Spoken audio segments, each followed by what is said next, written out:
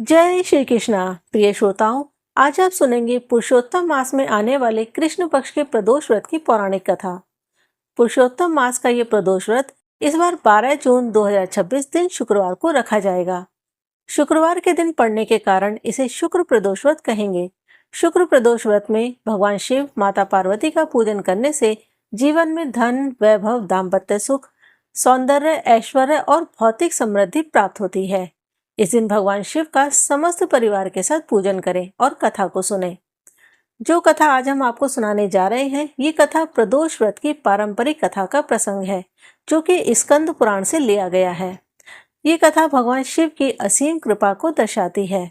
इस भावपूर्ण कथा को हम आगे सुनेंगे, लेकिन पहले सुनते हैं भगवान गणेश जी की एक छोटी सी कथा, जो गणेश जी की कृपा और महिमा का वर्णन करती है। प्राचीन समय में एक गांव में एक अत्यंत ही गरीब वृद्धा रहती थी। उसके पास न धन था, न परिवार का सहारा।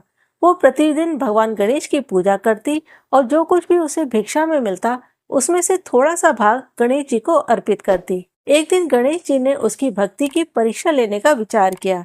वे एक छोटे बालक का रूप धारण करके वृद्धा के झोपड़ी पर पहुंचे। बालक ने कहा, माँ, मुझे भूख लगी है, क्या कुछ खाने को मिलेगा? वृद्धा के पास उस समय केवल थोड़ा सा आटा था, जिससे केवल एक ही रोटी बन सकती थी। उसने सोचा, यदि ये भी मैं दे दूंगी तो मैं स्वयं भूखी रह जाऊंगी।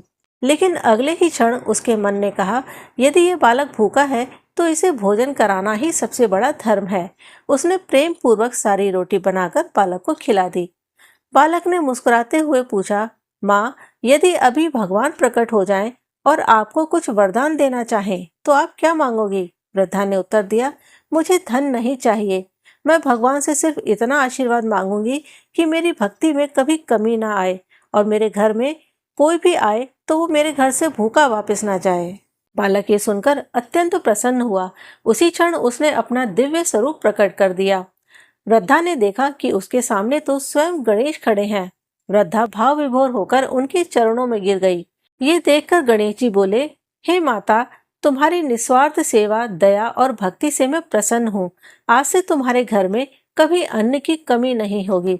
ये कहकर गणेश जी अंतर्ध्यान हो गए। अगले ही दिन वृद्धा के जीवन में चमत्कारी परिवर्तन होने लगा। उसके घर में अन्न, वस्त्र और धन के भंडार हो गए और वो दोनों हाथों से धन दान करने लगी। दूर दूर तक उसके दान पुण्य और गणेश भक्ति की चर्चा होने लगी। वृद्धा ने अपने जीवन भर भगवान गणेश का स्मरण किया और दूसरों की सहायता करती रही।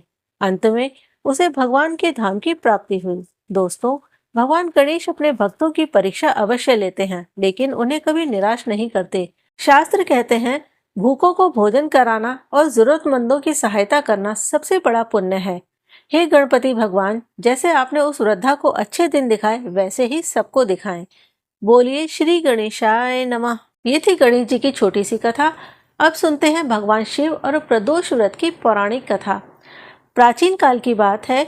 एक छोटे से नगर में एक अत्यंत निर्धन ब्राह्मण अपनी धर्मपरायण पत्नी और एकमात्र पुत्र के साथ रहता था। ब्राह्मण परिवार इतना गरीब था कि कई बार उन्हें 2 समय का भोजन भी मुश्किल से मिल पाता था। उनकी झोपड़ी साधारण थी, वस्त्र पुराने थे, लेकिन उनके हृदय में भगवान शिव के प्रति अटूट श्रद्धा थी। ब्राह्मण की स्त्री पतिव्रता और शिव भक्त थी। वो प्रत्येक महाप्रदोष तिथि पर श्रद्धा और नियम पूर्वक व्रत करती थी। दिन भर उपवास करती, संध्या के समय स्नान करके शिवलिंग पर जल, बेलपत्र और पुष्प अर्पित करती थी तथा भगवान शिव और माता पार्वती का ध्यान करती थी। उसे विश्वास था कि एक दिन भोलेनाथ अवश्य उसकी निर्धनता और कष्टों का अंत करेंगे। समय बीतता गया, उनका पुत्र भी बड़ा होने लगा। वो विनम्र, धर्मप्रिय और माता पिता की सेवा करने वाला था। एक दिन वो बालक प्रातःकाल गंगा स्नान के लिए घर से निकला। वर्षा ऋतु समाप्त हो चुकी थी। चारों ओर हरियाली छाई हुई थी और गंगा तट की ओर जाने वाला मार्ग शांत था। बालक भगवान शिव का नाम जपते हुए आगे बढ़ रहा था, लेकिन मार्ग में घने वृक्षों के बीच कुछ दुष्ट चोर छिपे बैठे थे। उन्होंने बालक को अकेला देखा और पकड़ लिया। एक चोर ने कठोर स्वर में कहा, सच सच बता, तेरे पिता ने अपना धन कहाँ छिपा रखा है? बालक भय से कांप उठा। उसने हाथ जोड़कर कहा, मेरे पिता तो अत्यंत गरीब ब्राह्मण हैं। उनके पास धन दौलत तो दूर, कई बार हमारे घर में 2 वक्त का भोजन भी नहीं होता। चोरों को उसकी बात पर विश्वास नहीं हुआ। उन्होंने कहा, तू हमसे झूठ बोल रहा है, अवश्य ही किसी गुप्त स्थान पर खजाना छुपाया होगा। जब बालक ने बार बार अपनी निर्धनता की बात करी तो क्रोधित होकर चोर उसे अपने साथ ले गए और एक सुनसान स्थान पर बांध दिया। धीरे धीरे संध्या होने लगी। ब्राह्मण और उसकी पत्नी अपने पुत्र की प्रतीक्षा कर रहे थे। समय बीतता गया परंतु बालक वापस नहीं लौटा। माता का हृदय चिंता से व्याकुल हो उठा। उसी दिन प्रदोष तिथि थी। माता ने अपने नेत्र बंद किए और भगवान शिव का स्मरण किया और कहा, हे आशुतोष, यदि मैंने सच्चे मन से आपका प्रदोष व्रत किया है, यदि मेरी भक्ति में सत्य है, तो मेरे पुत्र की रक्षा कीजिए। वो संध्या का समय और प्रदोष काल की पावन बेला थी। कैलाश पर्वत पर विराजमान भगवान शिव ने अपने भक्त की करुण पुकार सुन ली। उसी समय आकाश मार्ग से एक दिव्य गंधर्व कन्या वहां से गुजर रही थी। भगवान शिव की प्रेरणा से उसकी दृष्टि उस बंधे हुए बालक पर पड़ी। वो तुरंत वहां उतरी और बालक से उसके दुख का कारण पूछा। जब उसे पूरी बात पता चली तो उसने अपने दिव्य प्रभाव से भयंकर गर्जना उत्पन्न कर दी। ऐसा लगा मानो स्वयं शिवगण वहां आ पहुंचे हों। चोर भयभीत हो गए। उन्हें लगा कि कोई दिव्य शक्ति उनका विनाश करने वाली है। वे घबराकर बालक को वहीं छोड़कर जंगल की ओर भाग गए। गंधर्व कन्या ने बालक को बंधन से मुक्त किया और उसे सुरक्षित उसके घर पहुंचा दिया। अपने पुत्र को जीवित देखकर ब्राह्मण दंपति की आंखों से आनंद के आंसू बह निकले। उन्होंने भगवान शिव को बार बार प्रणाम किया और समझ गए कि ये उनके प्रदोष व्रत की भक्ति का ही प्रतिफल है। अब तो दोनों ब्राह्मण दंपति हर महीने के कृष्ण और शुक्ल पक्ष का प्रदोष व्रत पूरी निष्ठा और नियम के साथ करने लगे। भगवान शिव की कृपा से सुखपूर्वक दिन व्यतीत हो रहे थे। कुछ वर्षों बाद उनका बालक युवा हो गया। वो बहुत ही सुंदर तेजस्वी मुख वाला ब्राह्मण कुल का दीपक प्रतीत होने लगा। उसके ललाट पर ज्ञान और विनम्रता का तेज झलकता था। उसके व्यक्तित्व में विनम्रता और तेज का ऐसा अद्भुत संगम था कि जो भी कोई उसे देखता उसके प्रति स्नेह और सम्मान से भर उठता।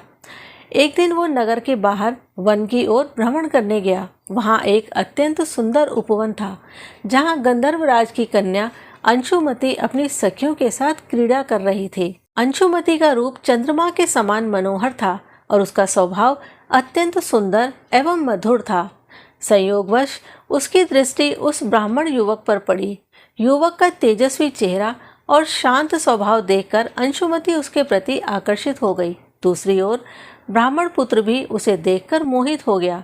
दोनों के मन में एक दूसरे के प्रति सम्मान और प्रेम उत्पन्न हो गया। जब गंधर्वराज को इस घटना का पता चला तो उन्होंने ध्यान लगाकर उस युवक के विषय में जानकारी प्राप्त की। उन्हें ज्ञात हुआ कि यह कोई साधारण युवक नहीं बल्कि भगवान शिव का परम कृपा पात्र है, जिसकी रक्षा स्वयं महादेव ने की थी। गंधर्वराज स्वयं ब्राह्मण की कुटिया में पहुंचे। उनकी दिव्य आभा देखकर ब्राह्मण दंपति आश्चर्यचकित रह गए। उन्होंने यथाशक्ति उनका स्वागत किया। वार्तालाप के दौरान ब्राह्मण ने अपने जीवन की पूरी कथा सुनाई और बताया कि किस प्रकार भगवान शिव की कृपा से तथा प्रदोष व्रत के प्रभाव से उनके पुत्र के प्राण बचे थे। ये सुनकर गंधर्वराज अत्यंत प्रसन्न हुए।